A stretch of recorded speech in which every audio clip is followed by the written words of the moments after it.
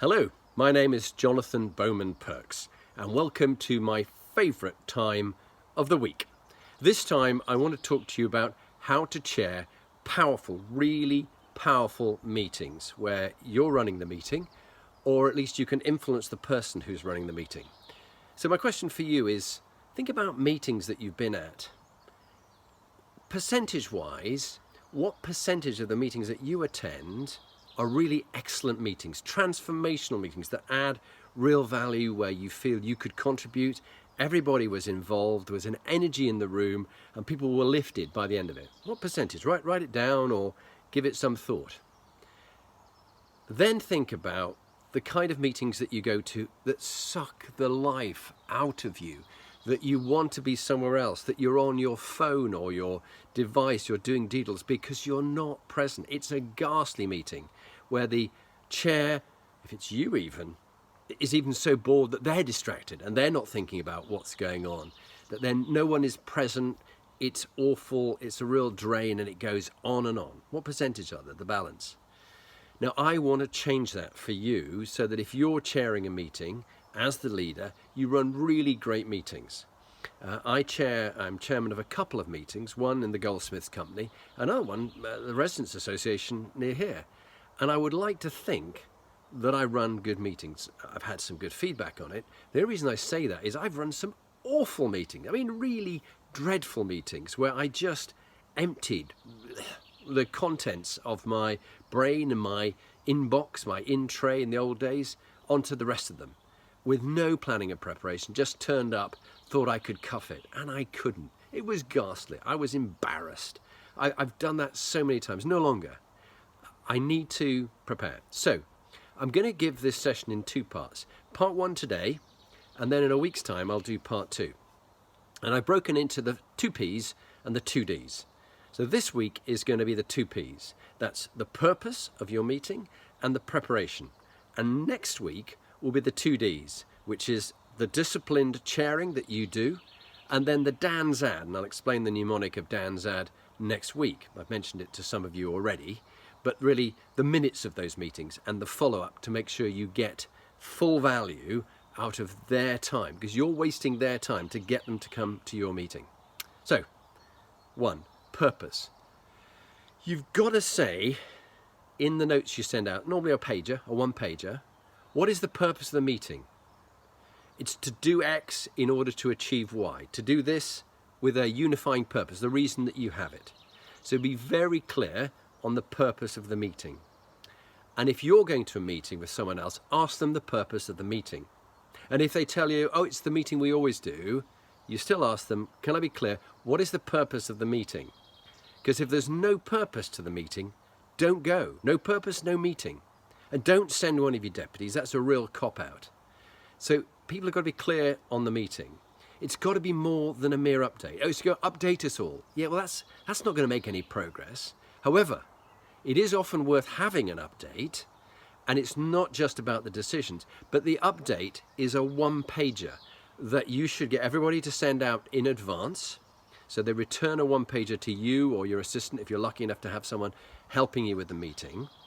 They collate all those one-pagers and send them out so everybody can read those in advance. Don't take people through what I call lip-syncing PowerPoint, where you read out or someone reads out a PowerPoint presentation. You want their thoughts, their best thinking at the meeting in advance.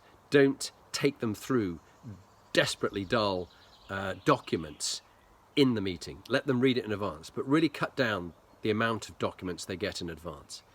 So think about the agenda. Send it out 5 working days in advance, not 5 days, which includes the weekend, 5 working days in advance. They got lots of time to think about it. Funny enough, any longer than that, and it gets lost. They've forgotten what it is. But 5 working days in advance. And for that reason, you've not only got them attending the meeting, but you've got their teams attending the meeting because they've spoken to their team, the wider group of people. So you have loads of people's ideas being brought, focused in the meeting to what you want to achieve. Also, you need to chase people up. People are busy and they are forgetful, and their diaries get clammed up, things get lost in them. it's always worth a couple of days beforehand chasing them up to make sure they remember to be at the meeting and the timings of it and the location of it. So do chase them up. I love the poem by Rudyard Kipling, I Keep 6 Honest Serving Men. I use this as my framework for whenever I quickly have to think about some structure, a meeting or whatever it is. I keep 6 honest serving men. And the poem is simply like this. I keep 6 honest serving men. They taught me all I knew. Their names are what and why and when and how and where and who. I send them over land and sea. I send them east and west. But after they have worked for me, I give them all a rest. So, using those 6 honest serving men, I write up simply when I'm preparing, and the preparation, time spent in preparation is never wasted. Just like in the military we used to say, time spent in reconnaissance is never wasted. But the 6 P's, planning and preparation, prevents particularly poor performance. So the why.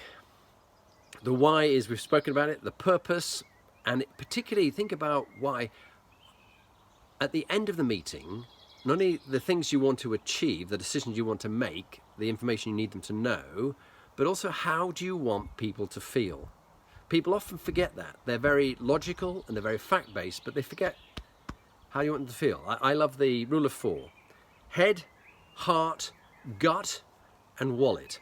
So the logic, how they feel about something, gut instinct, and the logic, the facts, if it's a pay issue or something like that, how much are they going to be paid, what's the cost of it? Head, heart, gut and wallet.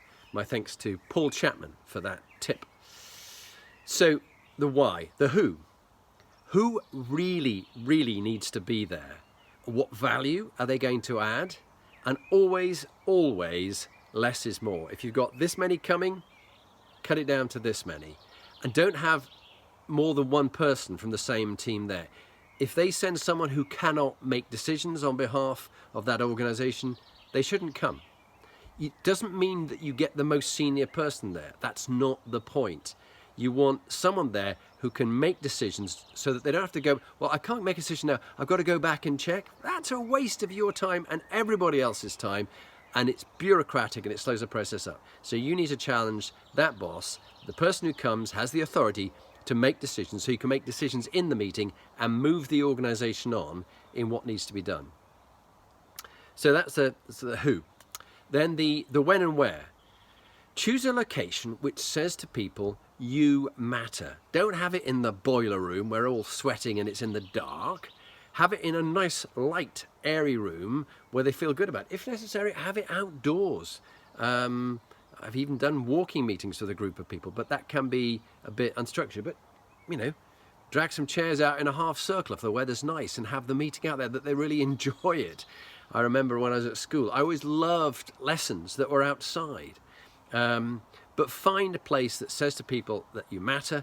Be very clear on the timings, when you're going to start, and start on time. Just begin at that time. And they'll know that you always start on time and finish early. And they'll know you always finish early, and they'll be grateful for that.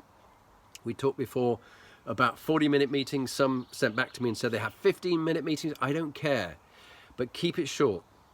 And never really beyond 40 minutes without a break if you have to have another 40 minutes. But really two bunches of 40 minutes, that's more than enough. Otherwise, you haven't done some planning. So poor planning and preparation on your part should not mean a pointless meeting for everybody else who attends. So that was the where and when. What? The content. Design agenda, not agenda items, but if you do nothing else from this session, turn them into agenda item questions. And the quality of the question defines the quality of the answer.